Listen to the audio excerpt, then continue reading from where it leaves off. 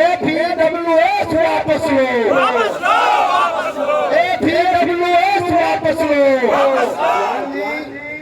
भाई शक्ति कुमार जी और नालंदा के जनतांत्रिक विकास पार्टी के बुलारा मेरा सबसे करीब अजीज दोस्त सर मीडिया प्रभारी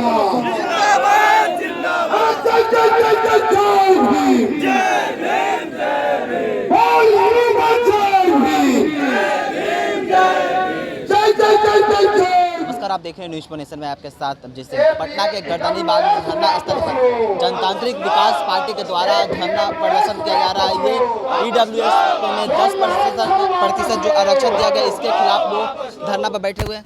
आप लोग आज धरना पर बैठे हुए हैं, किस बात? देखिए, हम लोग जो धरना पर बैठे हैं, संविधान विरोधी जो 10% का जो आरक्षण आर्थिक रूप से दिया गया है, उसके खिलाफ हम लोग यहाँ धरना पर बैठे हैं और अपने संविधान का शपथ लेकर के हम लोग बैठे हैं कि इस आरक्षण को इन सरकारों को वापस लेना होगा और जो सवर्णों को आर्थिक रूप से 10% आरक्षण दिया गया है, जब हमारे संविधान में कहीं कोई आर्थिक रूप से आरक्षण देने का प्रावधान नहीं था, तो क्यों दिया गया, कैसे दिया गया? 50% से आरक्षण भी ज़्यादा हुआ। तो ये कौन सा खेल हो रहा है हमारे देश में, हमारे राज्य में कौन सा खेल हो रहा है? जब कहीं भी जो सामाजिक दृष्टिकोण से जो पीछे थे, जो लोग कभी मुख्य धारा में शामिल नहीं हो पा रहे थे, उनके लिए आरक्षण की व्यवस्था थी। तो ये आरक्षण गरीबी उन्मूलन कार्यक्रम नहीं है कि आप कह रहे हैं कि गरीबी हम हटाएंगे इससे। तो अगर गरीबी हटाने का कार्यक्रम ही अगर है, तो फिर सरकारों का क्या काम है? किस कारण आज़ादी के 75 साल बाद सवर्णों को आरक्षण देने की बात आई, जिनकी संख्या 10% है, और उन्हें 10% की आबादी को आप 10% आरक्षण दे रहे हैं और कह रहे हैं केवल गरीबों को दे रहे हैं? क्या सवर्णों में गरीब नहीं होते हैं क्या?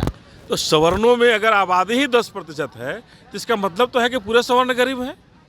एक तरफ जातिगत जनगणना आप नहीं कराते हैं, क्यों आप भागते हैं सब चीज़ से? जातिगत जनगणना नहीं कराते हैं, 10% संख्या है, उनको 10% का आरक्षण दे करके कहते हैं कि हम गरीबों को दे रहे हैं। तो क्या सारे सवर्ण गरीब हैं? और हमारा सवाल है कि आरक्षण गरीबी उन्मूलन कार्यक्रम नहीं है, गरीबी हटाओ का कोई नारा आरक्षण से नहीं दिया जा सकता है। आरक्षण मुख्य धारा में लोगों को जोड़ने का कार्यक्रम था, जो हमारे बाबा साहब ने सपना संजोया था। और आज ये गरीबी उन्मूलन तरफ लोग देखा जा रहा है। 10% आरक्षण को अगर कहीं किस कमीशन के आधार पर इसको लागू किया गया, कौन सा सर्वे इसमें दिखाया गया? न कोई सर्वे है, न कोई कमीशन इसमें बनाया गया। आखिर भाई आपको सपना आया था दिखाने के लिए? आखिर कौन से सपना से आपने इस 10% आरक्षण लागू किया? इसलिए हम लोग इसका भर्त्सना करते हैं, इसको निंदा करते हैं, और जब तक वापस नहीं होता है हमारा कार्यक्रम चलेगा, और जब तक इसे वापस नहीं दिला जाते हैं तब तक हम अमन चैन से बैठने वाले नहीं। आप इसका नाम दे रहे हैं FEWS, कि EWS है इसका नाम।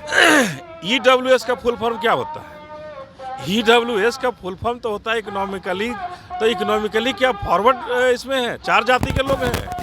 इकोनॉमिकली अगर हम ये करेंगे तो इकोनॉमिकली में जाति आपने क्यों लगाया? इकोनॉमिकली करना था तो ये कहीं ना कहीं आरक्षण को इकोनॉमिकली करना चाहते हैं। इसी वजह से आज इकोनॉमिकली इन्होंने फॉरवर्डों के लिए दिया, सवर्ण वर्गों के लिए दिया, और कहीं ना कहीं फिर ये आगे और भी कुछ स्टेप लेने वाले हैं, जिसकी अंदेशा हमें है। और इसीलिए हम इसके लिए आज धरना पर बैठे हैं कि इस FEWS को हमारी क्यों नहीं कुर्बानी हो जाए। मैं रहूं या न रहूं, लेकिन FEWS वापस होना चाहिए। क्या लगता है अनिल कुमार हैं जो सवर्णों के विरोध में उतर गए हैं? देखिए, हम सवर्णों के विरोध नहीं हैं। इस धरने में बैठने वाले भी सवर्ण लोग हैं, इस धरने के अंदर भी सवर्ण लोग बैठे हुए हैं। मैं सवर्ण विरोधी नहीं हूं, लेकिन बाबा साहब की आरक्षण, बाबा साहब ने जो संविधान विरोधी कार्य में अगर बाबा साहब के खिलाफ कर रहे हैं, मैं उसका विरोधी हूं, और उसके विरोध में यहाँ धरना पर मैं बैठा हूँ।